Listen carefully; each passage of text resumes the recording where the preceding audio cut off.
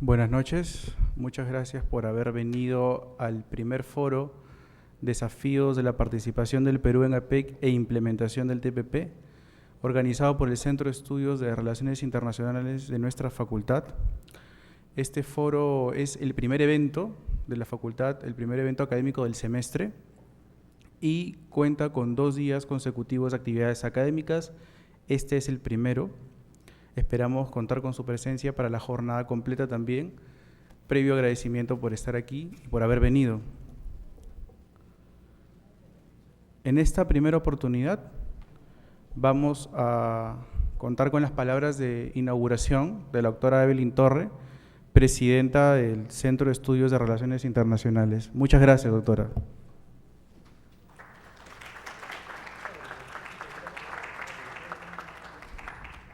Gracias, Miguel. Gracias a ustedes por estar presentes.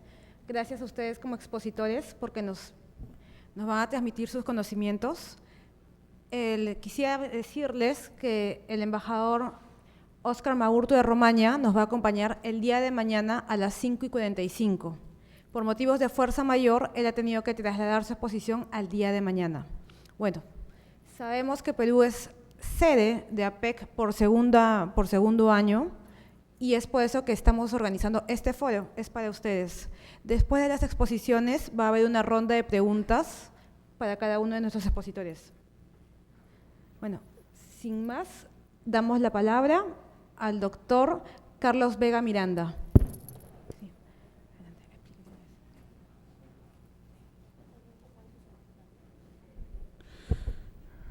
Muchas gracias, doctora Evelyn. Le cedemos la palabra al ingeniero Carlos Vega.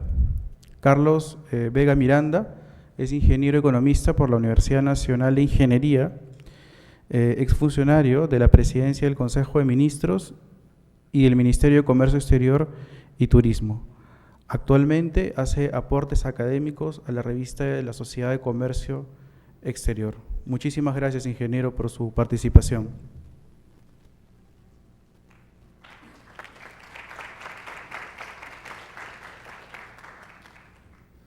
¿El PPT va a pasar o no?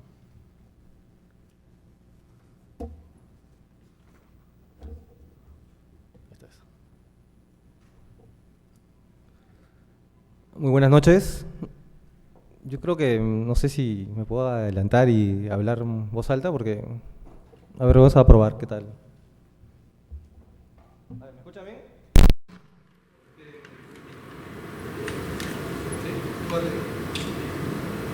Sí, en primer lugar, muchas gracias a Vicente. Un gusto poder estar acá con ustedes esta tarde. Un saludo para un gusto de conocerlos. A mí me pidieron que hable un poco sobre el tema de cómo Perú puede o no aprovechar el tema de la política comercial, de los acuerdos comerciales. Próximos 2 meses, en noviembre, se va a empezar por la primera vez en Perú. Una vez que me parece es un motivo justamente oportuno para discutir estos temas. Hace poco, también hace unos meses, 12 países, incluidos el Perú, tuvieron el acuerdo de TPP. Esto todavía está en elaboración por los países, vamos a ver si se puede realizar.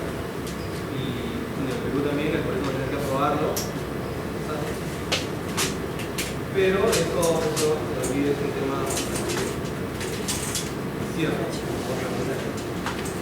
Yo voy a avanzar y un poco tengo 20 minutos, esta lámina se va a tratar de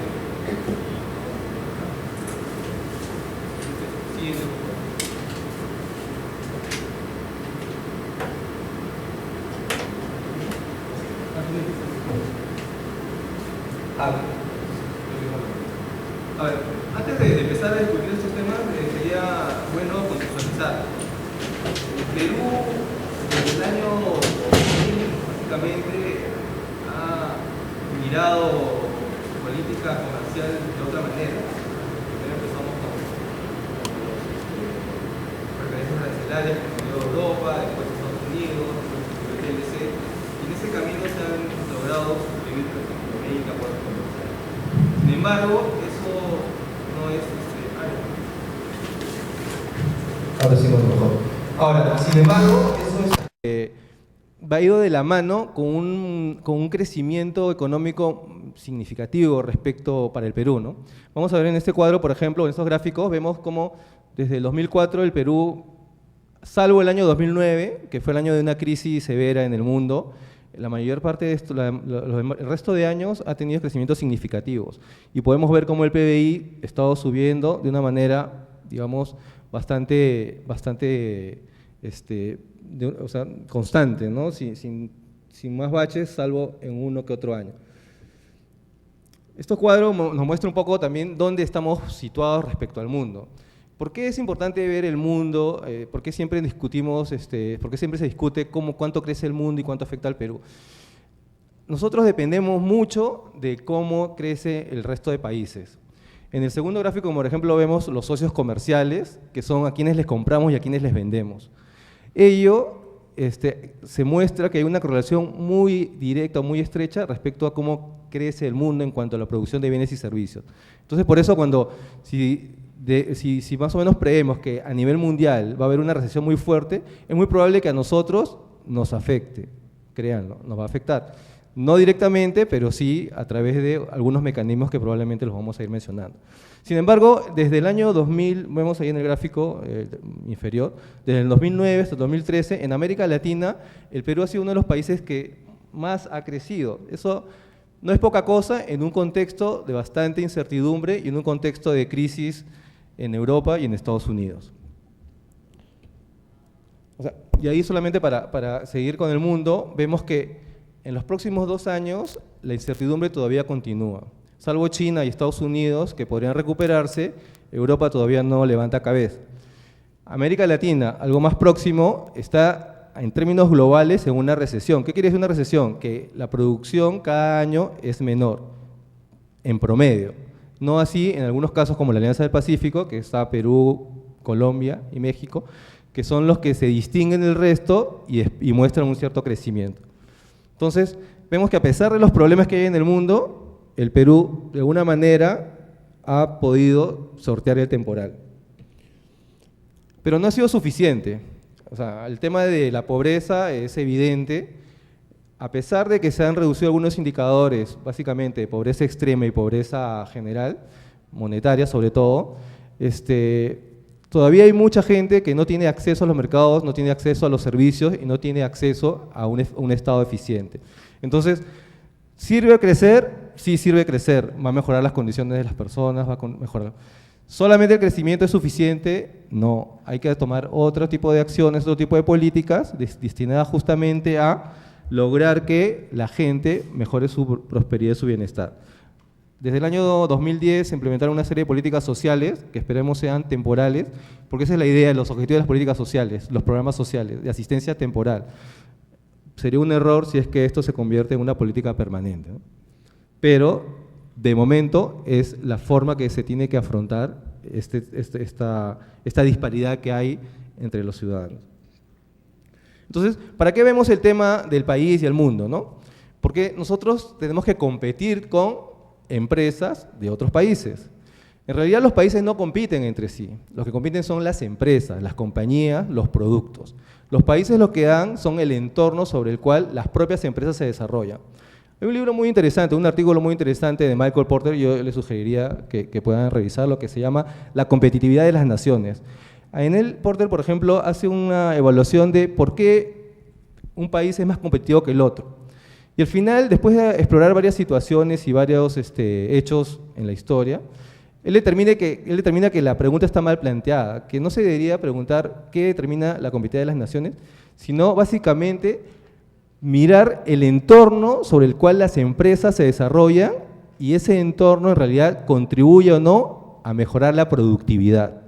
¿Qué es la productividad? Es un término bastante económico, pero yo creo que es fundamental tenerlo presente. La productividad es cuánto puedo hacer con una misma cantidad de recursos o cuán eficiente puedo ser con una cantidad de recursos. Entonces, eso al final determina que un país pueda generar productos a través de sus empresas en mejor situación, en calidad, en precio, y por tanto puede obtener una mayor participación de mercado.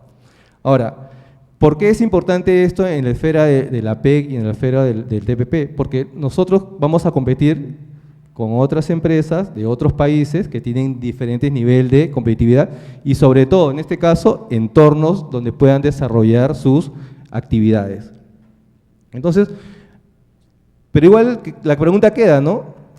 Si es así, si solamente mido productividad y solamente el entorno sirve solamente no sirve solo, sino es fundamental para desarrollar negocios, igual yo quiero saber, o el capitalista, o sea, el que tiene la posibilidad de invertir, dice, ¿dónde me voy? ¿Dónde deposito esos recursos? ¿Dónde puedo ser más rentable? Entonces, o si es un momento propicio, teniendo los recursos, de hacer una inversión. Puede ser una inversión pequeña, desde poner una empresa comercial, una panadería o una inversión, digamos, millonaria, donde sí efectivamente tiene que hacerse una evaluación mucho más detallada. ¿Cómo hago para distinguirlo? No sé si ustedes han escuchado una frase que dice que el capital no tiene nacionalidad. Bueno, es cierto, el flujo de capitales es constante y se queda donde hay oportunidades de que pueda seguir creciendo. Entonces, en ese marco vemos cómo comparar uno con otros. Un grupo de países organizó, un grupo de especialistas constituyeron lo que era el Índice Global de Competitividad. Este Índice Global de Competitividad lo que hace es evaluar diferentes factores políticos, sociales, económicos, justamente para comparar cuál es la situación propicia o no para poder invertir. Entonces, esa evaluación lo hacen desde el año 2009. Y vemos, por ejemplo, que en el año 2015 el Perú, de 140 países, se encontraba en el puesto 69. O sea, estábamos, según este ranking, a media tabla, ¿no? Entonces, no solamente eso, sino que si vemos países de la región, no estamos tan mal, pero por ejemplo, Chile está en el puesto 35, de 140 países. Nosotros estamos en el puesto 69, o sea, básicamente está casi 40 países, no, 30 países nos lleva de ventaja. Y Panamá también es un país chiquito, pero que en los últimos años ha mostrado bastante atractivo para generar inversiones, para atraer inversiones, para desarrollar productos y servicios interesantes. Entonces, este ranking lo que hace es identificar 12 pilares, son los 12 pilares de la competitividad. Sobre los 12 pilares, lo que hace es identificar cómo está el grado de avance o no para cada uno de estos países. Entonces, y son divididos básicamente en 3 grupos, ¿no? Los requisitos básicos son una economía totalmente orientada a la extracción, podemos decir, una economía básica. Básicamente ahí se enfoca en el tema institucional, infraestructura, el tema institucional, por ejemplo, es interesante, ¿no? Ahí vamos a ver más adelante que es una de las falencias que más tenemos como país. Está vinculado al tema de la predictibilidad jurídica que puede tener los países, ¿no? Las instituciones, qué tan confiables son para los ciudadanos. Si para los ciudadanos son desconfiados, o sea, si un ciudadano desconfía de sus instituciones, alguien que está dispuesto a invertir o a hacer negocio probablemente tenga la misma reacción. El nivel de corrupción, por ejemplo, se evalúa en ese pilar. El punto 2 es infraestructura, está vinculado sobre todo a conocer un poco sino distinguir los costos para realizar una operación. Costos logísticos, costos de transporte. El Perú tiene un déficit de infraestructura bastante alto. En un estudio hace 5 años que realizó el IPE, fácil, teníamos un retraso de 180.000 millones de dólares en déficit, o sea, monetizado, ¿no? Estamos hablando ahí de carreteras, puertos, aeropuertos regionales, etc. Se ha mejorado un poco, pero todavía falta bastante. En el punto 3, estabilidad macroeconómica, es un aspecto que, como hemos visto al principio, sí, el Perú ha dado muestras de avance. Y el cuarto, como requisito básico, es salud y educación primaria, ¿no? ¿Por qué la salud y educación primaria son importantes? Básicamente porque están vinculados a la calidad de vida de los trabajadores, de las personas que forman parte de la sociedad y que al final integran las compañías o las empresas que van a competir en el mundo. Las empresas, bueno, si esos requisitos básicos son lo mínimo indispensable, también hay reforzadores de eficiencia. Quiere decir, ya, ok, tengo lo básico, ¿cómo compito? ¿Qué necesito para eso? Personas capacitadas, para eso el nivel de educación superior de los países es fundamental. Los mercados de bienes y servicios, si en el mercado funcionan, ¿cuánto hay disponibilidad para que se genere entornos competitivos? ¿Qué quiere decir eso? Que los mercados, hay intervención del Estado, hay regulación, hay sobreregulación, o efectivamente puede haber intercambios justo precio. De repente hay monopolios, de repente hay preferencias hacia determinados grupos o sectores. Entonces eso se mide en la eficiencia de los mercados y servicios.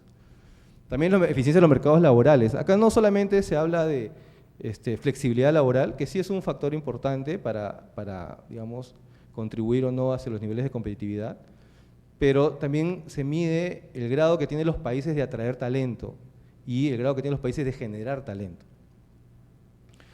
Vamos a la sofisticación de los mercados financieros. En este punto lo que se mide es qué tan fácil o qué tan difícil o qué tan efectivo es la asignación de los capitales en los países. Hay restricciones bancarias, el acceso al crédito, si efectivamente la gente las empresas tienen posibilidades justamente de fondear sus actividades, etc. El tema de la preparación tecnológica está orientado a la capacidad que tienen los países para adecuar sus factores de producción a las innovaciones tecnológicas que suceden en el mundo. Hay países, por ejemplo, que reaccionaron muy rápido cuando se produjo el boom del Internet. Hay otros países que han sido mucho más lentos en eso. Entonces, la capacidad que tenga un país para poder adaptarse a esas corrientes va a ayudar justamente a que las empresas puedan estar en la vanguardia, ¿no?, de sus propios sectores. Y tamaño de mercado es fundamental para evaluar o para medir la economía de escala que puedan presentarse en determinados sectores. Cuando hablamos de economía de escala quiere decir que cuando produzco más, mi costo unitario va a ir más disminuyendo. Por tanto, si hay un precio que se da en el mercado, voy a obtener un margen mayor. Entonces eso es fundamental para ver. Nosotros tenemos 30 millones de personas, pero seamos sinceros, no todos están incorporados al mercado. Entonces es una restricción bastante grande. ¿Cómo hacemos que incorporar a todos dentro de esta dinámica que se exige? Pero también el tamaño de mercado, ahí es un poco con el tema que hablamos al principio de la apertura comercial y de la política comercial, es no solamente pueden ser consumidores locales, sino también consumidores internacionales, extranjeros. Entonces, los acuerdos comerciales sirven ¿para qué? Justamente para eso, para dar la posibilidad de que en nuevos mercados podamos incursionar o hacer incorporar nuestros productos. Y el tercer nivel, que ya es el salto del cuantitativo al cualitativo, tiene que ver con el tema de la innovación. ¿Qué tal capacidad de innovación tienen los países? Y el tema de la sofisticación empresarial está relacionado a la capacidad que tienen las empresas de crear redes o lo que llaman clúster de negocios, ¿no? Negocios más complejos tienen un mayor valor agregado. Eso significa que en la medida que las empresas puedan formar estas cadenas de valor, va a tener un resultado mucho más importante en cuanto a su competitividad en los mercados internacionales. Entonces, vemos aquí rápidamente cómo ha estado el Perú respecto a América Latina. En el tema económico, macroeconómico está muy bien, pero acá vemos que en el tema institucional y el tema de innovación son los rubros donde más flaqueamos. Desde el 2008 al 2015, si hacemos una comparación en los últimos 7 años, vemos que los avances han sido bastante limitados. O sea, no podemos afirmar de que sí ha habido un salto significativo en cuanto a los niveles de competitividad. Mantenemos el tema de la estabilidad macroeconómica, pero seguimos rezagados en el tema de educación primaria, por ejemplo, y el tema del desarrollo tecnológico. Bueno, igual, viéndonos con otros países, ahí estamos, podemos identificar, básicamente esos países son los que competimos directamente, ¿no? O sea, no son los que probablemente al momento de salir a conquistar algún mercado son los productos con quienes vamos a encontrarnos en esa situación. Entonces también vemos que ha habido algunas mejoras, pero todavía bastante rezagados. En las filas con rojo, digamos, aparecen lo que es urgente solucionar, ¿no? Lo que es urgente resolver. El tema de innovación, estamos puestos 116, el tema institucional estamos puestos 116 y 140, y el tema de salud y educación primaria estamos en el puesto 100. O sea, ahí sí estamos jalados, pero muy bien jalados. El tema de innovación solamente voy a mostrar este gráfico porque es interesante, ¿no? ¿Cuánto se invierte en investigación y desarrollo en el Perú? Casi nada. 0.11% del PBI, cuando en promedio los países de América Latina están en 0.76%. Y los países desarrollados, tipo Israel, 4.34%. O sea, la brecha que tenemos es bastante grande. Bueno, eso es en relación al PBI, pero si eso lo ponemos en montos nominales, yo creo que la relación sería mucho más dramática. ¿Qué se necesita para hacer negocio respecto o sea, qué factores afectan que las empresas puedan hacer negocio y por tanto desarrollar nuevos productos y por tanto conquistar mercados internacionales? Las principales es la burocracia, las restricciones regulatorias en el ámbito laboral, alta percepción de corrupción y básicamente temas vinculados a infraestructura, logística, sobre todo logística, ¿no?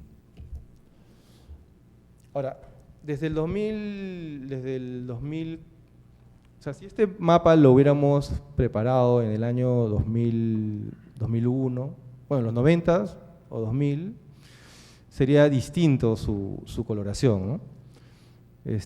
Básicamente Perú solamente estaba en la comunidad andina, tenía algunos acuerdos comerciales con los países de Mercosur, tenía algunas preferencias con Europa, pero eso en los últimos 10, 15 años ha ido cambiando. El Perú ha apostado por la apertura comercial, por acceder a nuevos mercados, porque nuestros productos ingresan a nuevos mercados.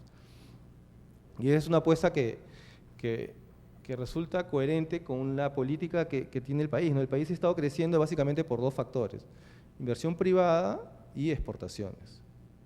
Esos han sido los motores del nuevo modelo económico. Sin embargo, también hemos visto, no es suficiente, o sea, hay que tener en cuenta eso, ¿no? No solamente, no perdamos de vista solamente el tema macroeconómico que estamos bien, sino también veamos las carencias sociales que son bastante agudas. ¿Y qué cosa vendemos afuera? Hay una distinción muy clásica en el ámbito económico, ¿no? Productos tradicionales y no tradicionales. No sé, muchos ya conocerán, los tradicionales son básicamente materia prima o recursos naturales que tienen poca transformación. Esos son los productos tradicionales. Y los no tradicionales son aquellos donde justamente hay un mayor valor agregado, donde justamente hay la posibilidad de la materia prima convertirla en un producto terminado y por tanto el margen, la ganancia que puedan obtener es mucho mayor. Sin embargo, lamentablemente, no creo que sea la palabra correcta, lamentablemente, sino, digamos, circunstancialmente, el Perú ha sido tradicionalmente, justamente, un exportador de productos tradicionales y hasta ahora se mantiene eso. Han habido unos esfuerzos por cambiar esa matriz, pero no es algo que debemos renegar, ¿no? No es algo, porque peor sería que no lo tengamos. Casi 70% son productos tradicionales y solamente el 32% no tradicionales. Sin embargo, los productos no tradicionales en los últimos 10 años sí ha aumentado significativamente. No tanto como quisiéramos, porque la apuesta es por los productos no tradicionales. Sin embargo, también están los productos mineros que, bien trabajados y bien explotados y en un ambiente, digamos, socialmente responsable, debería también ser un baluarte de nuestra expansión económica. justamente acá algunos productos líderes, básicamente no tradicionales, que han logrado posicionarse en mercados y que de alguna manera resaltan, ¿no? El espárrago, por ejemplo, Perú es primer productor mundial. El páprica, redes de pesca. Tenemos una producción bastante interesante de café orgánico, de mangos frescos, de cochinilla. Pero si hablamos en términos de montos, todavía no son tan significativos como de repente quisiéramos, ¿no? Ahora, uno de los problemas que se aprecia y que justamente podemos ver en este gráfico, en este cuadro, es, por ejemplo, en los últimos 10 años hemos crecido, se está exportando más, eso también es innegable. Sin embargo, ¿cuánto de ese mayor crecimiento de exportaciones es atribuible a factores exógenos en los cuales la política comercial o nosotros no hemos intervenido? ¿Y cuánto es lo que sí efectivamente es producto del trabajo que han hecho instituciones del Estado o las propias empresas, ¿no? Entonces, ahí vemos dos conceptos bien interesantes que hablan del margen extensivo y del margen intensivo. O sea, cuánto del mayor nivel de exportación se debe a factores en los cuales no hemos hecho mucho o solamente es producto de los precios, y cuánto es lo que sí efectivamente hemos hecho un trabajo, digamos, hormiga, de ir a nuevos mercados, nuevos productos. Entonces, el margen es bastante, la proporción es bastante curiosa, porque casi 63% es producto justamente de lo que ya había antes, pero que nos hemos visto favorecidos por la mejora de los precios internacionales. Y solo un 35% producto justamente del esfuerzo. Claro, hay que ver producto por producto, pero en el margen intensivo lo que vemos, por ejemplo, es que básicamente es vender los mismos productos a los mismos mercados. O sea, es como que ya estaba hecho ese trabajo y que solamente hay que continuarlo. En cambio, en el margen extensivo lo que vemos justamente es el tema de inteligencia comercial, el tema de los agregados comerciales, el tema de cómo nos acercamos hacia posibles demandantes, ¿no? Pero es interesante también ver que, por ejemplo, solamente productos existentes, productos nuevos en mercados existentes solamente han sido 8.2%. O sea, lo que básicamente hemos mantenido los mismos productos y lo que sí hemos hecho es hemos ampliado un número de mercados, pero no hemos desarrollado nuevos productos. Ese es un problema que habría que reevaluarlo y considerarlo.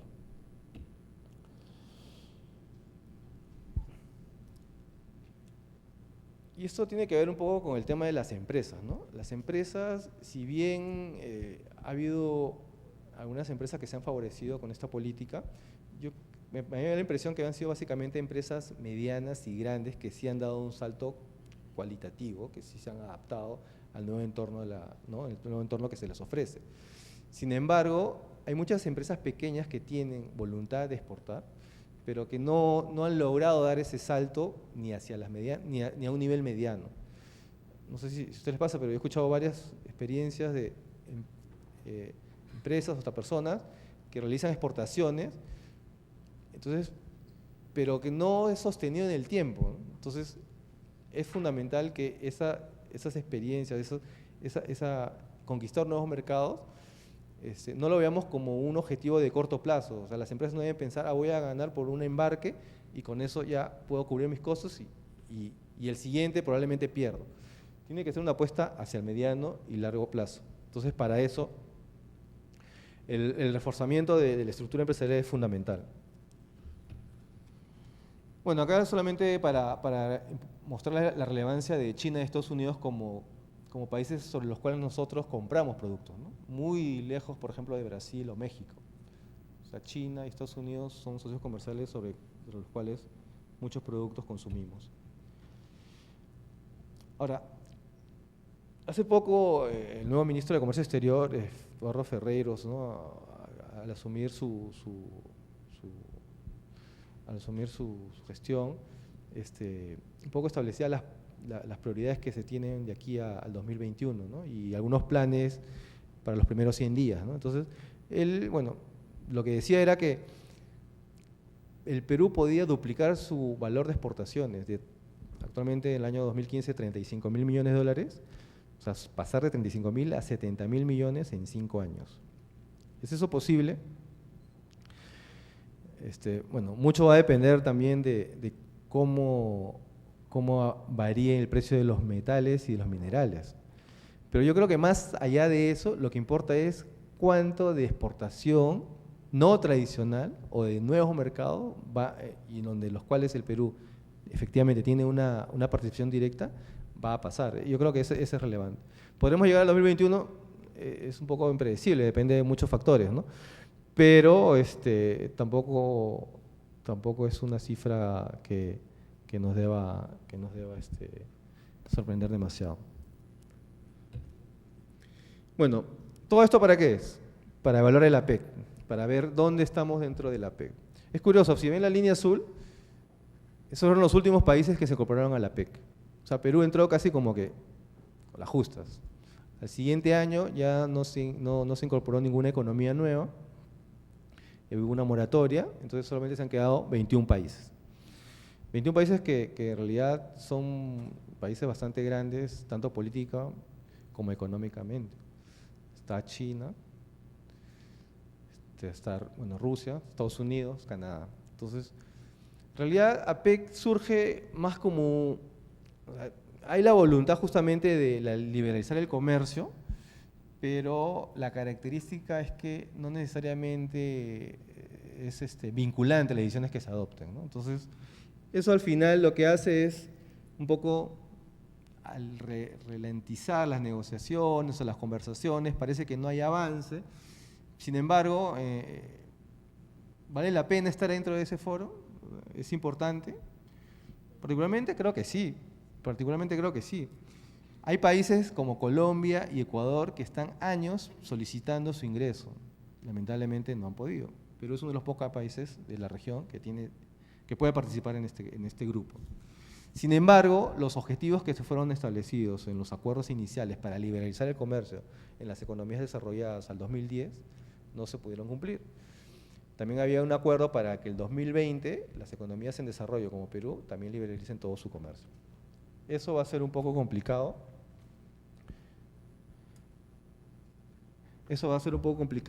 Sin embargo, lo que sí podemos ver de estos tres objetivos principales que se establecieron, que es liberalizar el comercio, servir como un medio de facilitar los negocios entre las empresas de los países, y la cooperación técnica y económica, digamos que lo que menos ha avanzado es la liberalización del comercio, pero sí ha sido, al menos para el Perú, un factor fundamental para facilitar negocios. O sea, porque no solamente participan los jefes de Estado o bueno, los representantes que vayan a esta cumbre, sino también hay una misión empresarial, hay una misión académica, y donde sirve justamente un espacio para concretar algunos negocios.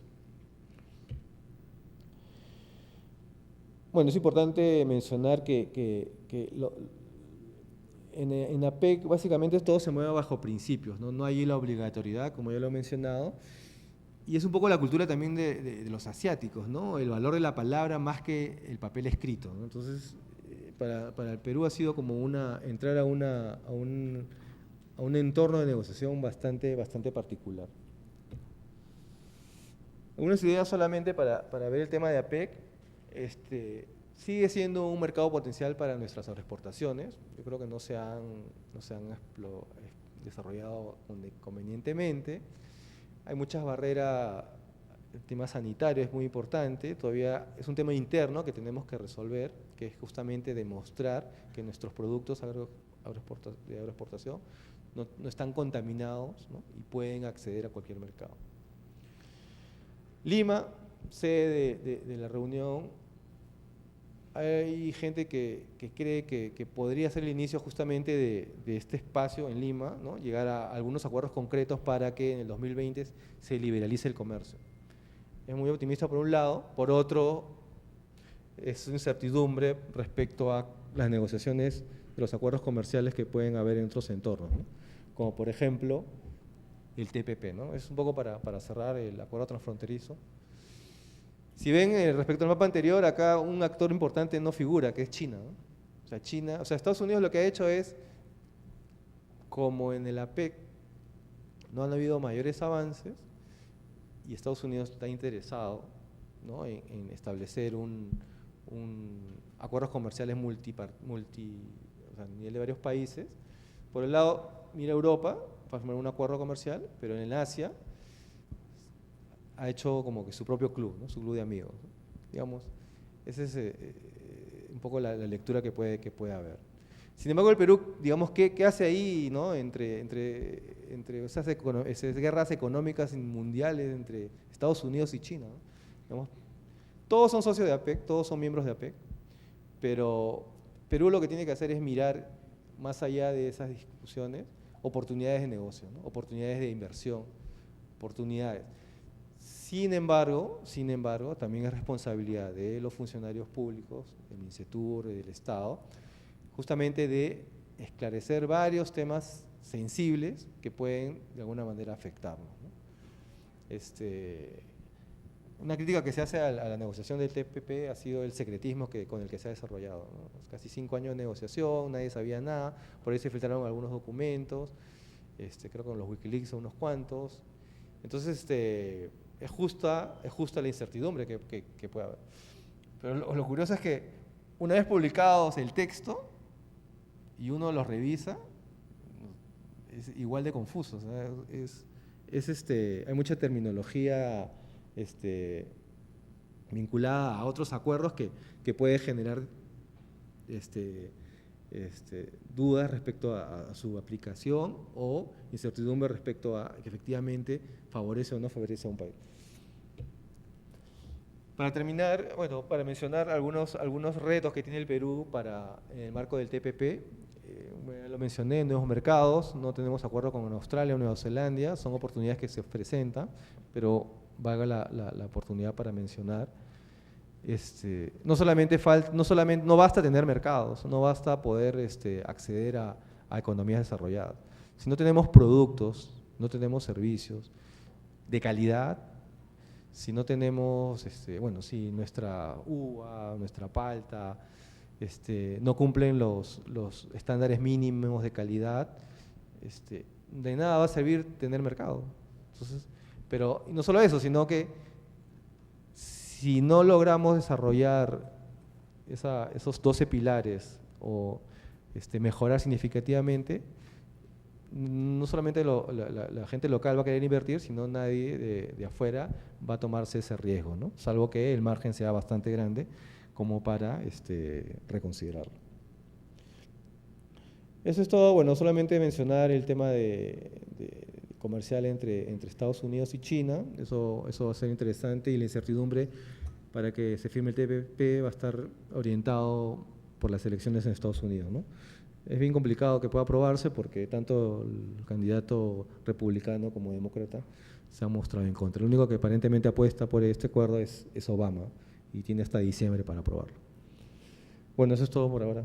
Muchas gracias.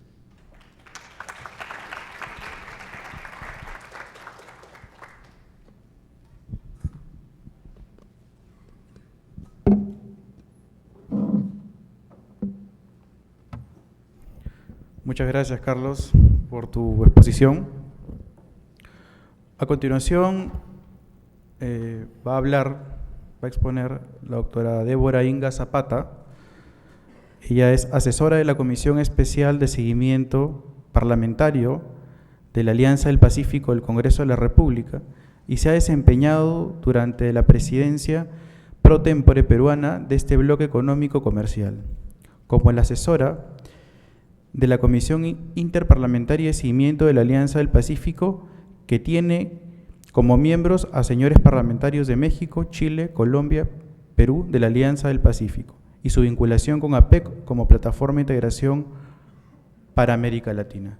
Recibimos con un fuerte aplauso a la doctora. Muchísimas gracias.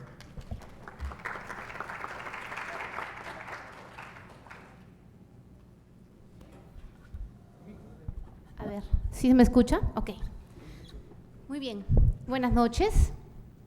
Efectivamente, quiero agradecer la presencia de todos ustedes. Creo que es importante que como estudiantes estén al tanto y contextualizados de lo que será en noviembre específicamente del 15 al 18 aproximadamente, la segunda reunión de la que el Perú va a ser sede sobre APEC, ¿no? El famoso foro APEC.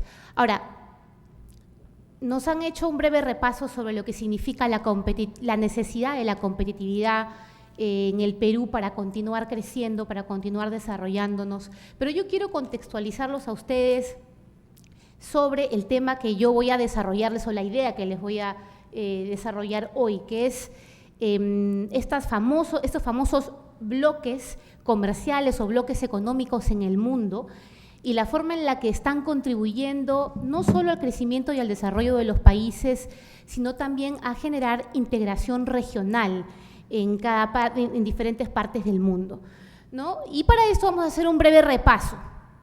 Como ustedes saben, en determinado momento de la historia, antes de la caída del muro de Berlín específicamente, el mundo era considerado bipolar, ¿no? Existían dos grandes fuerzas económicas, dos grandes potencias, y con la caída del muro de Berlín específicamente, el mundo ya deja de ser bipolar para convertirse en un mundo multipolar, es decir, había muchos poderes, muchas fuentes de crecimiento y con ello la economía también empezaba a desconcentrarse, los flujos económicos.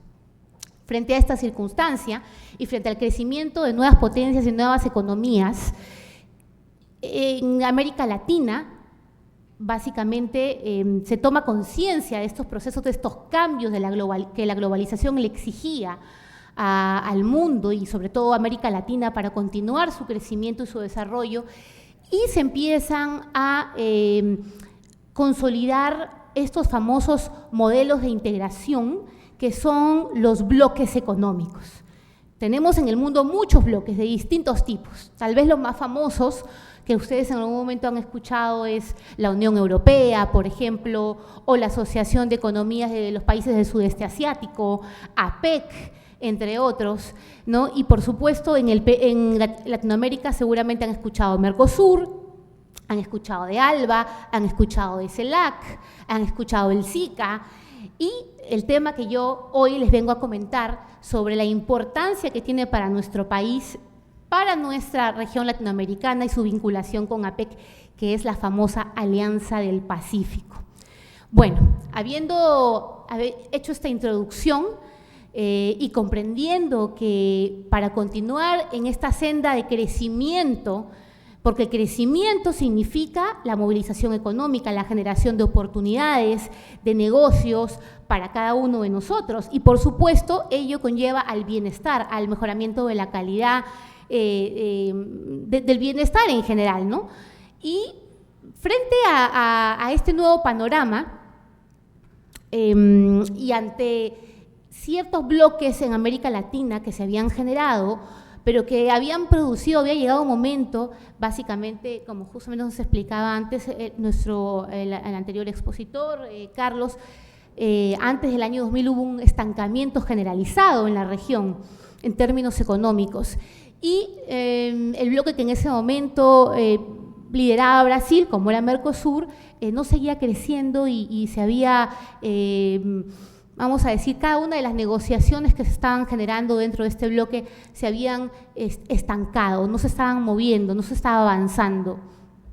Es así como el Perú a través del gobierno, básicamente el padre de la Alianza del Pacífico, el creador, el promotor de la Alianza del Pacífico, fue el presidente Alan García.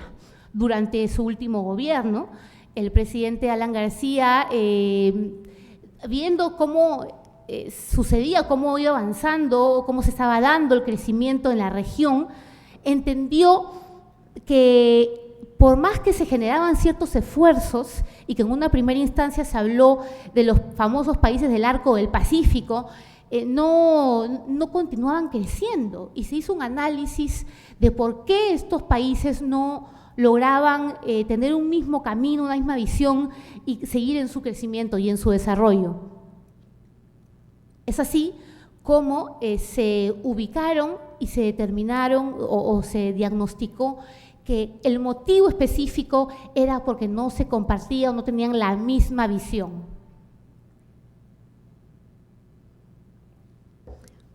Es así como en el año 2011, el presidente Alan García decide convocar a países afines a Perú, con un mismo modelo, con una misma visión de crecimiento y con una misma visión de futuro, para sentar unos pilares a través de los cuales se promueva el desarrollo económico y el bienestar social.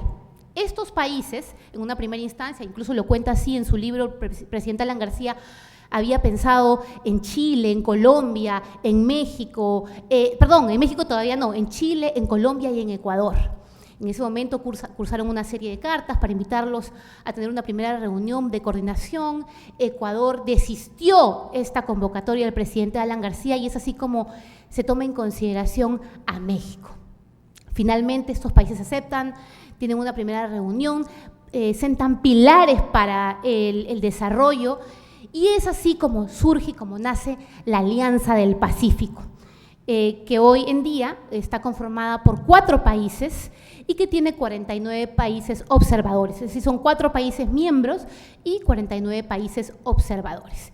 En la actualidad, la Alianza del Pacífico es el bloque económico comercial más significativo, más importante de América Latina. Es un bloque económico comercial pragmático, audaz, que está llamando la atención de todas las economías más importantes del mundo por la forma y la rapidez con la que se está avanzando en la generación de herramientas que faciliten el comercio y por ende que generen movilidad económica y desarrollo para cada uno de sus países miembros. Es importante resaltar una vez más que la Alianza del Pacífico fue promovida por el Perú y que hoy en día somos un bloque líder en la región y estamos generando una gran expectativa a nivel mundial. Ahora, ustedes se preguntarán, perfecto, ya tenemos la idea de lo que es la Alianza del Pacífico, les voy a explicar un poco más de qué se trata, pero ¿cuál es su vinculación específicamente con APEC, ¿no? Y bueno, frente a esta pregunta, la respuesta es sencilla. APEC es un foro económico y comercial de los países de Asia y básicamente y de Oceanía, ¿no? Son 21 economías. Este foro nace en el año 89 y Perú efectivamente 9 años después se incorpora al final, ¿no?, de los países que se integran a este foro. Y lo importante o lo necesario a resaltar es que la Alianza del Pacífico es también una consecuencia o un producto de este espacio que generó en una primera instancia APEC, ¿no? Fueron 21 economías las que han estado trabajando sobre 3 o 4 pilares fundamentales, ya lo comentó también Carlos, como son la liberalización del comercio, la facilitación de los negocios, la cooperación técnica y el crecimiento económico en general. Y frente a ello, estas economías que se reúnen cada año entre octubre y noviembre para hacer una evaluación del crecimiento que ha tenido cada país y de las herramientas que están utilizando para generarlo, permite a cada una de estas 21 economías relacionarse, traspasar información, ser una plataforma que comparte información, que comparte modelos, que analiza y que evalúa las formas en las que estos países están generando crecimiento económico. Y ello significa que para economías tal vez menos desarrolladas o que están en vías de desarrollo, economías emergentes como es la peruana y la de los países de la Alianza del Pacífico, permita utilizarlos como modelos y como espacio de interacción para generar oportunidades de negocio. Entonces, cuando nosotros analizamos la importancia de que en el Perú se genere una segunda reunión de este foro de las economías de Asia y de Oceanía, ¿no?, en general, como es APEC, estamos hablando de las 21 economías más importantes del mundo, que significan el 75% del comercio global, ¿no? El 75% del comercio global están inmersas en las economías de APEC. Esa es la importancia de este foro. Y es en este interín durante todos estos años, que se generó la oportunidad, por ejemplo, para el desarrollo de un foro también muy importante como es la Organización Mundial del Comercio. Y ahora, desde el año 2011, a través de esta vinculación de estas economías, sentar las bases para un nuevo modelo de integración a través del bloque de la Alianza del Pacífico, que hoy, de la cual Perú es miembro, ¿no? Muy bien, habiendo explicado esta vinculación, pasamos a desarrollar un nuevo punto, ¿no? Dentro de estas 21 economías, 12 de ellas, capitaneadas por Estados Unidos, están trabajando en un acuerdo comercial, el famoso TPP, que seguramente todos ustedes han escuchado.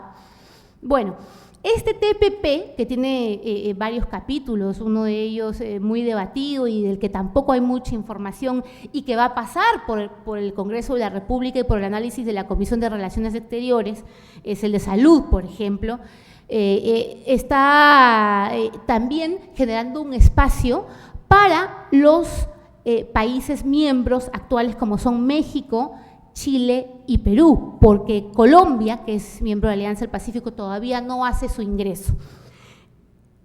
Pero si tenemos que analizar la importancia de APEC, tenemos que entender a este espacio como un espacio generador de oportunidades para justamente buscar este tipo de bloques de integración, como lo es la Alianza del Pacífico. La Alianza del Pacífico, como ya dije, ha sido una consecuencia natural, así como lo es hoy este acuerdo, este famoso acuerdo del TPP, el que Estados Unidos propone y promueve a nivel mundial para generar un nuevo orden económico, ¿no? Donde están participando, además de los 4 países de la Alianza del Pacífico, 9 economías más, también importantes. Entonces, sin lugar a dudas, este espacio, como es APEC, va a permitir que no solo Perú, sino el foro y la plataforma de la Alianza del Pacífico pueda negociar temas y pueda tener coordinación de bloque a bloque, como ya se ha hecho. El año pasado, en Manila, se desarrolló lo que sería un encuentro, un hito, un encuentro histórico, porque era la primera vez en la que la Alianza del Pacífico, este bloque latinoamericano de integración económica y comercial, tuvo a través del presidente Peña Nieto y cada uno de los presidentes miembros de la Alianza del Pacífico, un espacio para hacer coordinaciones con APEC sobre los temas que podían desarrollarse entre la Alianza del Pacífico, entre estos 4 países y las 21 economías, es decir, seguir incrementando nuestros acuerdos comerciales que van desde todo tipo de tratados de libre comercio, como acuerdos específicos en materias específicas para liberarlos de aranceles. Y estos puntos específicamente son, el año pasado se estableció una agenda como Alianza del Pacífico. Primero, sobre el fortalecimiento y la generación de oportunidades para las pequeñas y medianas empresas. Como ustedes saben, solamente en el Perú, más del 40% de nuestra economía gira en torno a las pequeñas y medianas empresas. Es decir, nuestra economía básicamente se está fundamentando en la labor y en la actividad que tienen las pymes y las MIPYMES. Y así como en el Perú, en México, en Chile y en Colombia también. Es por eso que la Alianza del Pacífico el año pasado ha desarrollado una agenda previa a futuro con las 21 economías de APEC, ¿no? O bueno, con las economías de APEC. El desarrollo y fortalecimiento de todas las oportunidades para las pequeñas y medianas empresas basadas en los famosos encadenamientos globales, que ya les voy a explicar de qué se trata. 2, la integración regional. Y 3, el desarrollo del capital humano. Habiendo comentado esos 3 puntos que fueron los puntos de agenda, de concordancia, de unión con APEC, entre Alianza del Pacífico y APEC, voy a pasar a desarrollarles cada uno de los puntos. Cuando hablamos de encadenamientos globales, ¿a qué nos referimos? Bueno, el Perú y los países miembros de la Alianza del Pacífico cada uno de los países tiene un fuerte, ¿no? Una fortaleza, una fuerza de exportación, productos, servicios, etcétera. Dentro de estos productos están los productos finales y los productos intermedios. Y lo que se busca con las economías de APEC es venderle a este mercado asiático no solamente nuestros famosos recursos naturales o materias primas, que es la gran fortaleza de los países latinoamericanos, sus recursos naturales como son los recursos de la minería o en el caso de Colombia y México del petróleo, sino empezar a exportar productos industrializados que puedan llegar al mercado asiático en concordancia con, con cada país miembro. A ver, vamos a desarrollar un poco mejor la idea. México, por ejemplo, tiene la industria del ensamblaje de autos, entre otras cosas. Y Perú no lo tiene, Colombia tampoco, en fin, Chile tampoco. Pero la idea es que en determinado momento se pueda negociar con las economías de Asia no solo estos productos finales, sino la producción de todo, del producto en sí. Es decir, que cada país pueda aportar con una parte de esta cadena de producción. Entonces, un país pondrá la tecnología, otro país hará el ensamblaje, otro país pondrá las puertas, otro pondrá las ventanas y se genera un producto final. La idea es que esta producción en cadena se convierta en un producto final y sea lo que nosotros podamos venderle al mercado asiático y también los productos intermedios, los productos finales y los productos intermedios. Entonces, estas son cadenas de producción que se está buscando fortalecer y desarrollar dentro de la Alianza del Pacífico. Y en el caso de la Alianza del Pacífico y APEC, la idea es que nuestras economías puedan insertarse en los encadenamientos globales o en las cadenas globales de valor. Es decir, que en el mundo, ¿no?, hay diferentes productos que se pueden comercializar, que no todos los países tienen todas las materias primas para poder confeccionarlos, crearlos, producirlos, pero de repente algunas materias primas están en países de la región latinoamericana y los grandes proveedores a estas economías de APEC serían los países miembros de la Alianza del Pacífico. Esa es la importancia de esta primera reunión que se generó el año pasado en Manila, ¿no?, entre los países de la Alianza del Pacífico y las economías de APEC, porque estamos sentando las bases para venderle, para provisionar a las economías de APEC nuestros productos.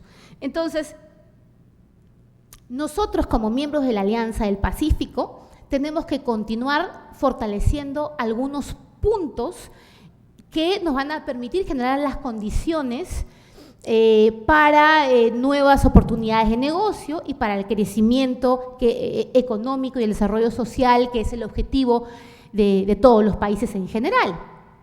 Y es así como volvemos al punto de origen, que es la Alianza del Pacífico como una primera base, como una primera plataforma para generar estos negocios.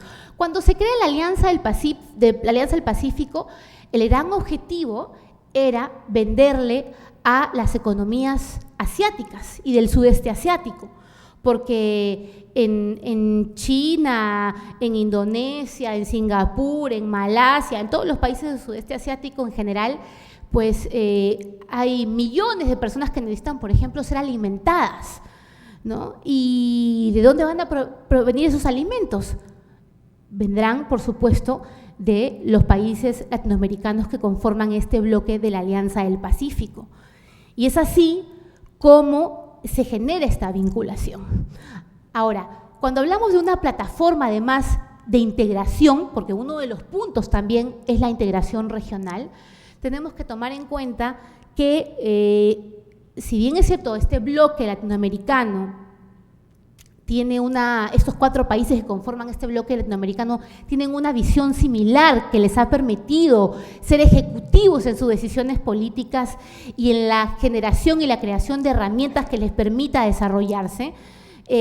También estamos hablando de buscar puntos de coincidencia, ¿no? Cuando hablamos de economías pragmáticas, sólidas y que han tenido un crecimiento sostenido, es lo que debemos tomar en cuenta sobre el Perú y sobre los países de la Alianza del Pacífico, ¿no? Hay que resaltar que el Perú, dentro de los países de la Alianza del Pacífico, ha sido el país que ha crecido más en los últimos 4 años y que tiene un crecimiento sostenido. Y eso significa que, si bien es cierto, el mercado mexicano es un mercado amplio, y que por el tamaño del mercado mexicano probablemente México pues esté teniendo la batuta dentro de este bloque de la Alianza del Pacífico, el Perú se ha consolidado como una economía que está dando muestras de actuar de manera sostenida en su crecimiento. Y es así como les comento que la idea o el ánimo de este año o la agenda para este año de APEC va exactamente por esa línea de acción, y es por eso que este año el nombre del encuentro va a ser Crecimiento y Desarrollo Humano con Calidad. Crecimiento y Desarrollo Humano con Calidad. Finalmente, este tema de crecimiento y desarrollo humano con calidad está sentando también bases sobre los puntos en los que la Alianza del Pacífico está trabajando. Recordarles a ustedes como estudiantes que este foro económico comercial, ya para cerrar la idea, porque sé que estamos cortos de tiempo, en realidad hay muchísimo de qué hablar sobre la Alianza del Pacífico, está generando una serie de oportunidades para todos los sectores, no solamente con la vigencia del protocolo comercial, ¿no?, que está generando una serie de figuras que van a permitir la eliminación de los aranceles al 92% y en el año 2030 al 100%, además de la movilidad de bienes y de capitales y de personas, sino también en la generación de oportunidades para las nuevas generaciones. En el caso de ustedes jóvenes, acercarse a la movilidad estudiantil. Yo los invito a que revisen la página de la Alianza del Pacífico y se enteren un poco sobre los intercambios estudiantiles que hay intraalianza y se enteren sobre las becas que hay para los estudiantes universitarios que quieren hacer estudios de posgrado y de pregrado y, por supuesto, de voluntariado en la Alianza del Pacífico. Como estudiantes, son 6 meses que los estudiantes hacen intercambio entre esos 4 países para conocer y para aportar con la cultura, que posteriormente va a ayudarlos a ustedes y a servirles como un paso previo a hacer un voluntariado y hacer probablemente un shadowing o pasantías ya en las 21 economías de APEC, ¿no? Yo les agradezco este espacio y los invito a que puedan acercarse un poco más a conocer cuáles son los grupos de trabajo que conforman APEC y cuáles son los grupos de trabajo que conforman la Alianza del Pacífico, y que de esta manera entiendan y podamos procesar y beneficiarnos de estas oportunidades que nos generan estos espacios de integración entre estos 2 foros especializados de la Alianza del Pacífico y de APEC. Muchas gracias.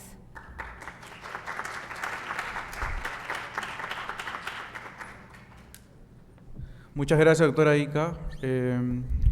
Por favor, ¿las puertas las pueden cerrar? ¿Sí? Muchas gracias. A continuación, en este último periodo, va a hablarnos y va a hacernos una exposición Henry Velarde.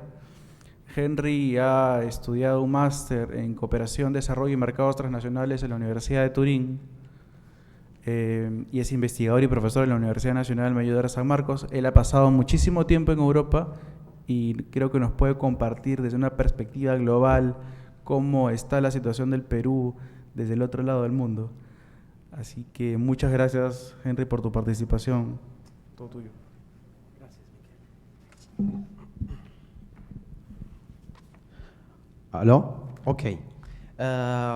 Es un orgullo y un honor estar aquí esta noche compartiendo algunas ideas en esta casa de estudio. Gracias también a los organizadores. Miguel, gracias por haberme invitado.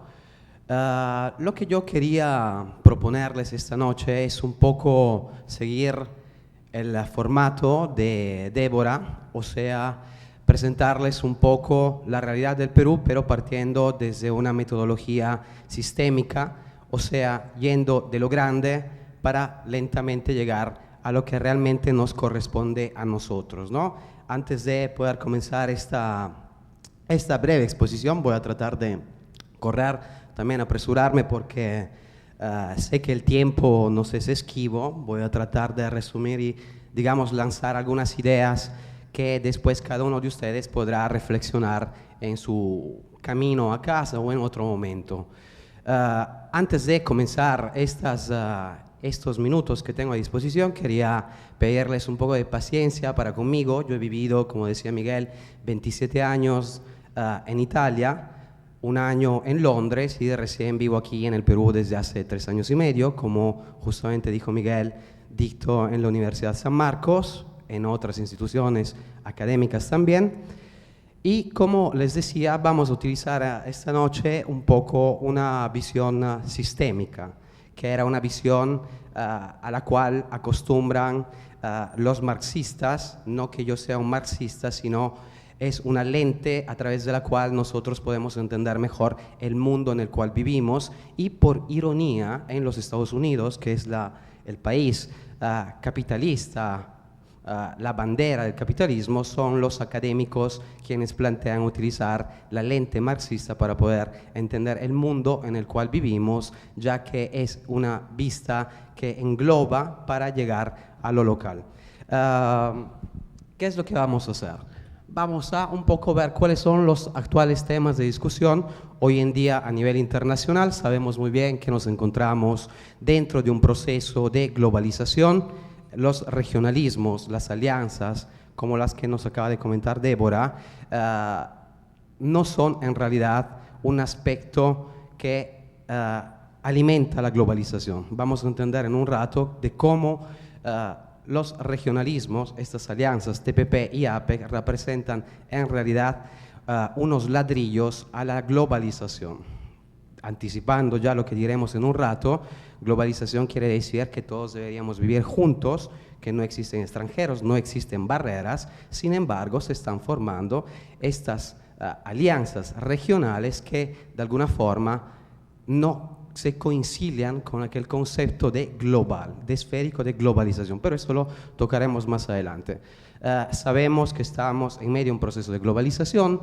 Los temas hoy en día a nivel internacional más importantes a los cuales prestar atención son un abanico de temas, son bastantes, pero yo quería plantear el interés sobre algunos conceptos que son importantes, ya que la globalización nos induce a considerar realidades distintas. Por eso mismo tenemos desarrollo, subdesarrollo, son temas a nivel internacional que tienen que ver mucho con nuestra realidad, ¿no? Si ustedes piensan un poco e imaginan, como decía Albert Einstein, que la imaginación nos hace ir mucho más allá del conocimiento. Si se imaginan de quien no ha tenido la suerte de ir a otros sitios afuera del Perú, hay lugares donde la gente se da el lujo de poder lavar los platos con agua templada, caliente y fría, mientras que en otras situaciones, acá en nuestra realidad, muchas veces ni siquiera tenemos agua, nos cortan el agua.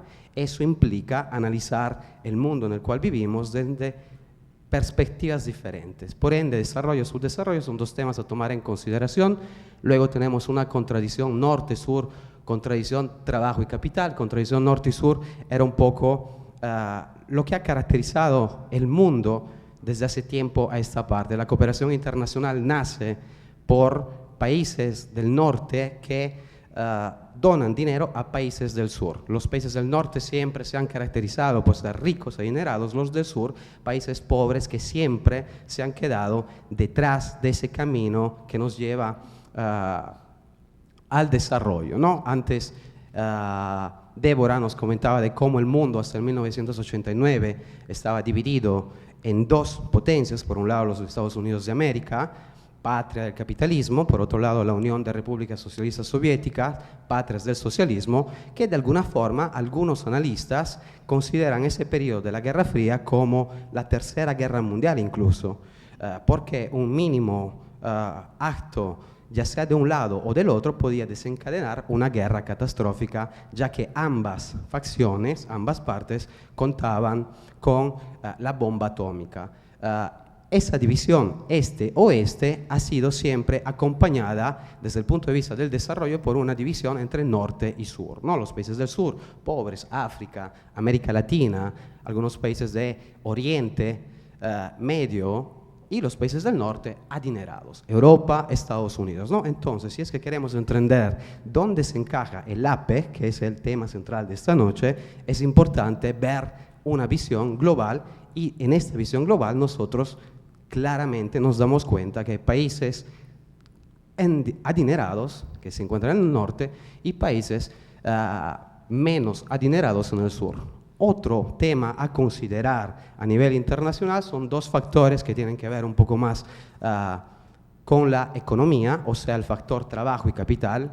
Siempre cuando tenemos que contabilizar o ver cuánto crece un país, los factores a tomar en cuenta son trabajo y capital. Cuanto más trabajo existe en un país, cuanto más capital existe en un país, el Estado tiende al crecimiento. Cuando hablamos de capital no nos referimos simplemente a dinero, sino estamos hablando de máquinas, industrias, todo un aparato que nos ayuda a alcanzar un desarrollo. Podríamos entrar, y no quiero aburrirlos, pero simplemente llamar superficialmente el hecho de que hay algunas personas que optan mayormente para un trabajo, ¿no? Y si es que hacemos ciencia política, podríamos definirlo, son quienes se van hacia el lado izquierdo, izquierda de la arena política, quienes sustentan que el trabajo es importante, que no es justo poder trabajar un día entero sin tener tiempos para poder gozar con las familias, que son ideas de izquierda, son quienes apoyan el trabajo como el factor fundamental. Quienes más bien sostienen la inversión, el capital, sin duda el factor que ellos toman mayormente en cuenta, al cual dan importancia, es el capital. Sea lo que sea el factor que a nosotros más nos llame la atención, según experiencia, conocimiento, ambos son importantes para el crecimiento de un país a nivel internacional. ¿Cuáles son otros temas también a nivel global que hoy en día no podemos no considerar para poder entender el APEC y estas alianzas?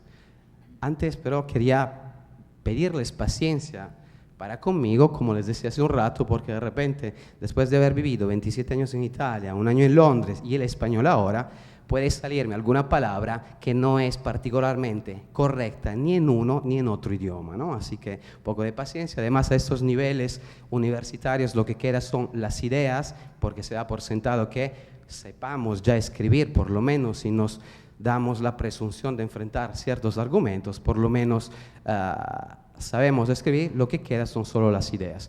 Otros fenómenos a nivel internacional a tomar en cuenta tienen que ver de una mirada general con la economía, con la política y con los aspectos sociales. A nivel político, a nivel internacional, hay una crisis política totalizante, sin realizar muchas comparaciones. Si consideramos solo los Estados Unidos, es la primera vez en la historia reciente, por lo menos, que los americanos tienen que elegir el menos peor. Tienen que elegir, por un lado, una persona xenófoba, Donald Trump, que es una persona que no se merece de ser considerado, desde luego que él tiene algunas ideas que nos hacen recordar algunos hombres de la historia que han desencadenado momentos muy oscuros. Me refiero a Adolf Hitler, que aniquilaba quien no era como la raza que él quería. La raza tenía que ser rubia, alta, ariana, y todos los demás contaminaban esa raza y comenzó a aniquilar los judíos. Discriminación, ellos no valen. Donald Trump hoy en día nos presenta esas mismas ideas y tendríamos que tener algo de peligrosidad si es que un hombre como él llega a la presidencia de los Estados Unidos, ¿no? Hay una crisis política, pero por el otro lado tenemos Hillary Clinton. Hillary Clinton también no es el ángel o esa agua bendita. Hillary Clinton estará en ese momento jalándose los cabellos porque un juez ha sentenciado de que los correos que ella utilizaba para establecer relaciones diplomáticas sean publicados. Se da el caso que en esos correos hayan algunas personas que financiaron su asociación que lleva adelante obras contra el hambre a nivel internacional, que se llama Bill Clinton, ¿no? Que era también de su esposo Clinton, Bill Clinton. Esa fundación recibió donaciones. Esas personas que donaron a esta fundación, cuando ella era secretario de Estado americano, le pidieron algunos favores. Esos correos tienen que salir a la luz. Ha reducido su popularidad entre la opinión pública americana. De todas formas, no es que sea una muy mejor opción que Donald Trump.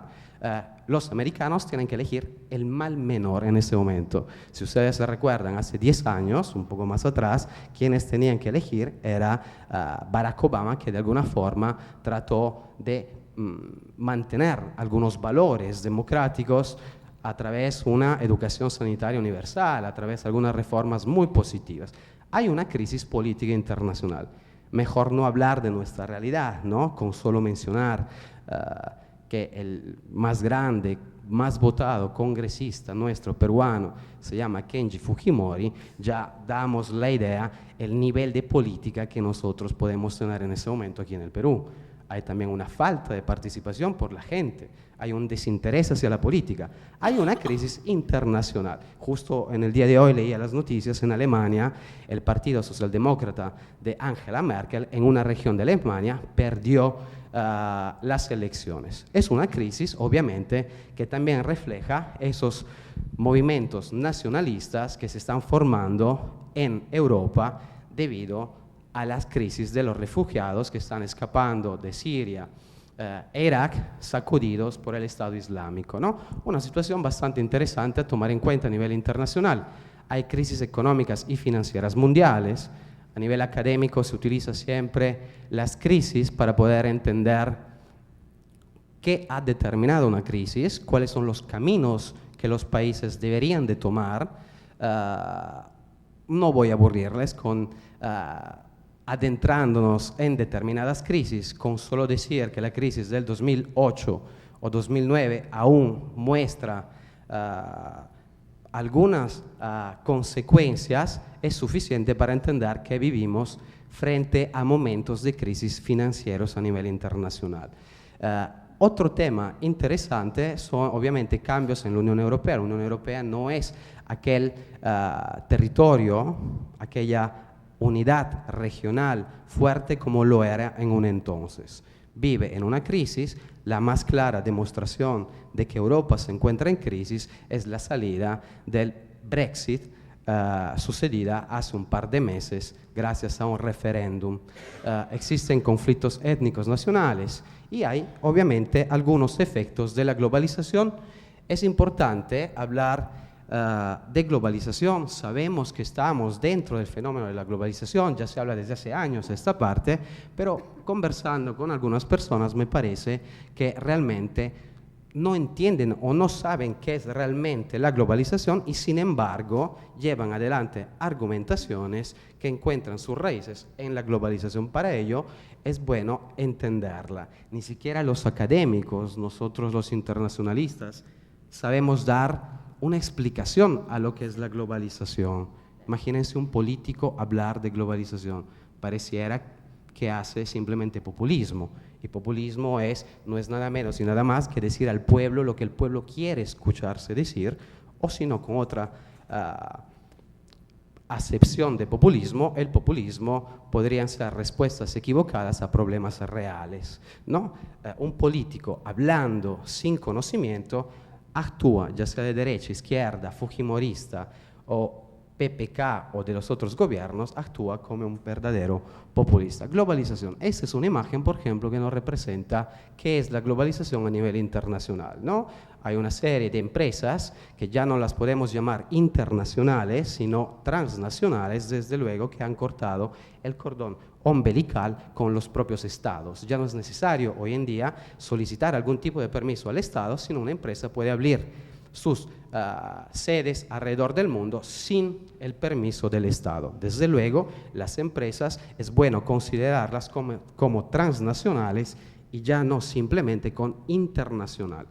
Además, también acá hay un juego terminológico, porque internacional llega de una paz que se realizó en el 1648, una paz de Westfalia después de una guerra de 30 años. El sistema internacional indica la soberanía de los estados, mientras que hoy en día con globalización vamos más allá de ese sistema fundamentado en los estados. La globalización es algo mucho más amplio.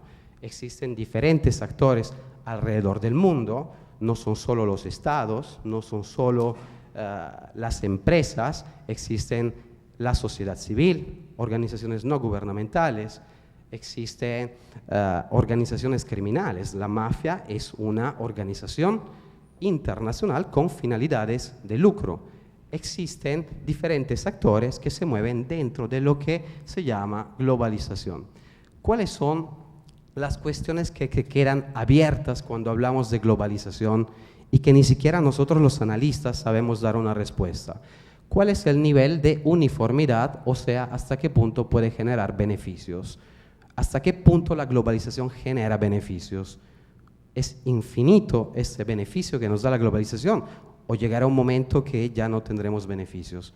Lo cierto es que parte de la población, un segmento, no hace parte de este fenómeno de la globalización. No estamos hablando de unos 4 individuos, estamos hablando de países enteros que no logran obtener beneficios de la globalización.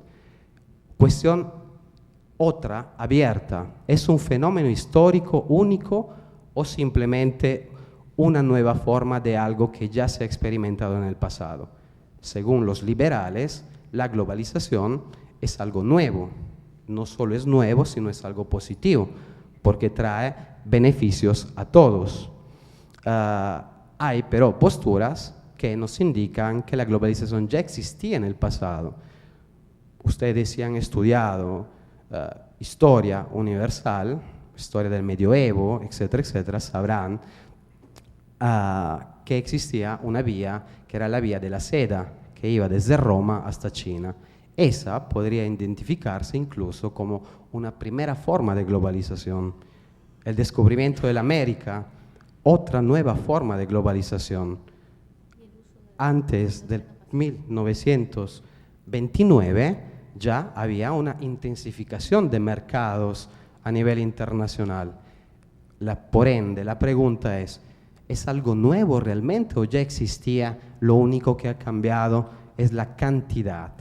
Hay mucha más intensificación de bienes y servicios, mucho más comercio. Aún no sabemos darnos una respuesta. Sabemos que hay diferentes posturas, pero no sabemos todavía identificar una respuesta.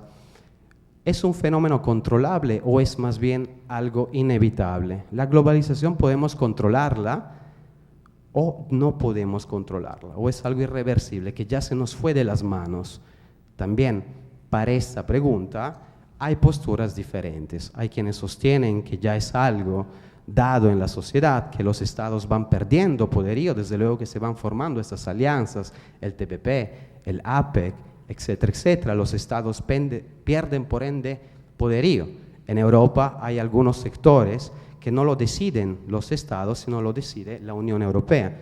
Hablamos de crisis de inmigrantes, refugiados, por ende, una postura nos dice que es algo que ya no se puede controlar. Quienes sostienen más bien, y esto se llama en relaciones internacionales escuela realista, nos dicen que más bien los estados se han fortificado y que de alguna forma pueden controlar la globalización a través de algunas alianzas, a través de la reglamentación de algunos aspectos que tienen que ver con la globalización. Cuarto punto, a entender que tiene que ver con la globalización. ¿Cuál es el rol del Estado en este escenario? El Estado, y lo decíamos hace un rato, es más fuerte hoy en día que antes o ha perdido credibilidad porque ya son las alianzas, la economía a prevalecer sobre el Estado. No, es una cuestión bastante abierta y acá podríamos incluso hablar o hacer economía política, llamando en causa a Adam Smith, que nos decía, la mano invisible es aquella que rige las relaciones internacionales. Por ende, menos intervención del Estado, mejor es. Quienes más bien sostienen una intervención a favor del Estado son quienes consideran que es importante la presencia del Estado, porque si no, podrían suceder acontecimientos de aprovechamiento en la realidad o fugas de capitales, ¿no? Aquellos países en el Centroamérica donde muchos multimillonarios a nivel internacional, para no pagar al Estado, depositan sus dineros, su riqueza, ¿no? Ellos se burlan de la ley. Por ende, en esos casos es importante quizás la presencia de un Estado, o más bien dejamos que sean las economías a determinar la suerte de nuestros destinos. Es otra cuestión que todavía queda abierta y que no sabemos darnos alguna respuesta. En fin, estamos en camino hacia un sistema político único integrado o no. Alguien dice que sí, posturas dicen que no, pero lo seguro es que las Naciones Unidas son un mecanismo a nivel internacional que trata de alguna forma de regulamentar todo a través de algunos valores que son los valores occidentales, ¿no? Aportando también conceptos de sostenibilidad y de desarrollo. Es una cuestión bastante abierta. Obviamente Naciones Unidas con sus brazos operativos según el sector al cual sus operaciones van destinadas. El UNICEF para los niños, el UNCTAD para la cultura, etcétera, etcétera. ¿En qué medida contribuye la difusión de la democracia, de los derechos humanos y de la modernidad? O sea, la globalización ayuda a fomentar la democracia. Nosotros llevamos democracia siguiendo a los Estados Unidos en Medio Oriente, pero lo que hacemos es desencadenar guerras. Estados Unidos, con la excusa de armas nucleares en Irak, invade Irak, no encuentra armas nucleares, van los de las Naciones Unidas, tampoco encuentran armas nucleares los de las Naciones Unidas. Buscando una excusa, George Bush dice, vamos, invadamos, tenemos que llevar la democracia, porque son pueblos inciviles. Hoy en día Siria está sacudida por un grupo de terroristas llamado el Estado Islámico, ¿no? Entonces esta globalización que tanto muchos países de Estados Unidos tratan de llevar a nivel internacional, en ese caso está a la vista que no es totalmente algo positivo para esas regiones, ¿no? Además son regiones también donde tratar de llevar un sistema difícilmente aplicable, desde luego que la religión y la política, como en el mundo musulmán, son una cosa sola, es algo complicado, no es cuestión de un chasquear de dedos. La globalización y la modernidad. Si queremos ser globales, nosotros tenemos que ser modernos. Moderno quiere decir globalizado, pero para ser modernos, para ser globalizados, tenemos que decontextualizarnos, o sea, olvidarnos de nuestras tradiciones, olvidarnos de nuestras culturas y poder ser modernos, o sea, globales. Por un lado, eso es positivo porque nos da muchas más ambiciones a nosotros para con la vida. Antes nosotros vivíamos bajo algo que en academia se llama nacionalismo metodológico, o sea que todo lo que hacemos y nuestros universos mentales están conectados a nuestra territorialidad. Nosotros hoy en día, si queremos ser globales, tenemos que salir de esa contextualización y alargarnos al mundo entero, tener más aspiraciones, un futuro mejor. Es también algo negativo. Desde luego que tenemos mucha más información, desde luego que tenemos más espacio alrededor del mundo, todo se vuelve poco controlable. No podemos controlar todo. Eso nos causa incertidumbre a nosotros, ¿no? Y esa incertidumbre se ve desde el punto de vista psicológico, Muchas personas van, hacen shopping, tratando de buscar una nueva identidad que ellos mismos no se sienten, pero por aparentar, obviamente, entran en un conflicto psicológico. Desde diferentes puntos de vista se puede ver esas incertidumbres y derechos humanos, ¿no? Sabemos que la globalización, por un lado, fomenta, no da importancia a los derechos humanos, por otro lado, los fomenta, ¿no? Es una cuestión difícilmente para poder entender. Hay posturas distintas a favor de que la globalización ayuda a los derechos humanos. Cuando vemos Uruguay que va a una corte jurisdiccional y se enfrenta a la Philip Morris, una empresa multinacional, estamos al frente de a quién dar la razón. A la empresa que juzga al Estado Uruguay porque el Estado Uruguay ha hecho leyes que obligan a las multinacionales a que publiquen en los cigarros mensajes negativos, o es más bien la multinacional que tiene razón porque tiene que vender los cigarros. Y si un país se impide o se mete de por medio a esa su idea, entonces la empresa puede acusar al Estado. ¿Quién tendrá razón? ¿No? Acá obviamente hay diferentes posturas, pero según mi modesto parecer, lo que es importante hoy en día son las personas. Son las personas que tienen que buscar la felicidad, un cierto bienestar, y no intereses que llegan desde otras perspectivas. Me dicen de apresurarme, por ende, de repente muchas imágenes hablan más que las palabras, ¿no? Es interesante poder notar cómo esta foto representa dos mundos distintos. Un mundo, obviamente, que pertenece a lo que es la globalización, otro mundo que hace parte de la globalización, pero que no alcanza a obtener esos beneficios. Esa es una foto que realizó un estudiante de la San Marcos en algún momento, que no recuerdo, realizada aquí en Lima, donde se ve claramente una niña que observa desde una comodidad a otra niña, probablemente su coetánea, que camina en la calle y ni siquiera tiene zapatos, no tiene ojotas, que es algo nuestro, peruano, que utilizamos los peruanos en nuestras regiones. Y hay claramente dos posiciones que viven dentro de un contexto que es el de la globalización. Habría que preguntarnos, ¿no?, cuánto es beneficiosa la globalización o cuánto es negativa. Esto podemos saltarlo. Son quienes están partidarios a favor de la globalización, son quienes optan por una perspectiva de libre mercado, por ende valores liberales, difusión de la prosperidad global, la paz mundial. Quienes están contra la globalización son nacionalistas, o sea, quienes sostienen que la globalización trae creciente desigualdad, abandono del welfare, destrucción de las culturas nacionales, migración ilegal, crecimiento de la criminalidad. Luego tenemos una tercera perspectiva, que es la perspectiva alternativa, que es un mix de teorías ambientalistas, radicales y defensa de los derechos humanos, posturas para con la globalización.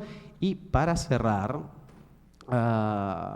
lo que es cierto es que la globalización no es muy dishomogénea. No todos logran hacer parte de este fenómeno a nivel internacional. Una amenaza a la globalización es justamente los New Regionalisms, se llama en terminología técnica, que serían los regionalismos representados por TPP, APEC, ¿no? Como decíamos hace un rato al inicio de la charla, si es que vivimos en un mundo global, ¿cuáles son las explicaciones de crear alianzas o regionalismos estratégicos, ¿no? Representarían un ladrillo a lo que es la globalización. Y para cerrar simplemente, ya no me voy adelante en lo que son los regionalismos, ya muchas de las cuestiones las ha tocado Débora, y traigo como metáfora una frase que utilizaba Roberto Benigni, que es un director que a mí me gusta bastante. Él decía que todas las personas, todos ustedes, busquen la felicidad donde sea, en el trabajo, con los amigos, con las familias. La felicidad es lo más importante que tenemos que buscar. Y si por algún momento la felicidad se olvida de nosotros, nosotros no nos hay que olvidar de ella. Muchas gracias. Y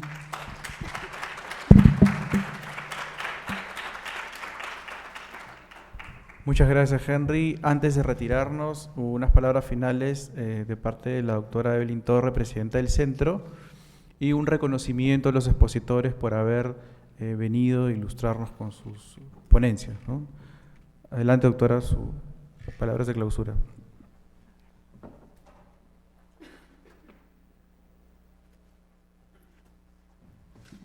Muchas gracias a todos por estar presentes. Los esperamos mañana. Mañana se va a venir el ex canciller de la República, Óscar Magurtua. Vienen de Mincetur, Ingrid Guapaya. Vienen también de la Universidad de Lima, el doctor García Mori. Y con el Zoom de APEC también, Salazar Cosio, estaremos mañana. Ahora quisiera unas palabras, unos aplausos para nuestro expositor, Carlos Vega Miranda, a quien le vamos a hacer un diploma de reconocimiento.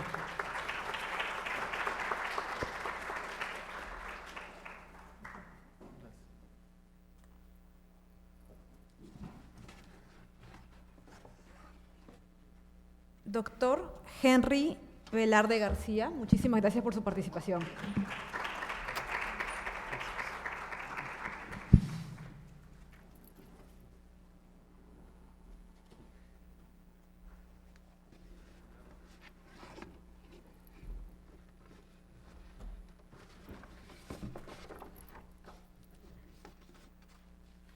Doctora Débora Inga Zapata, muchísimas gracias por su brillante exposición.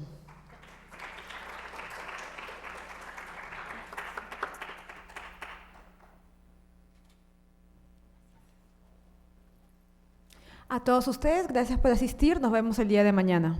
Gracias.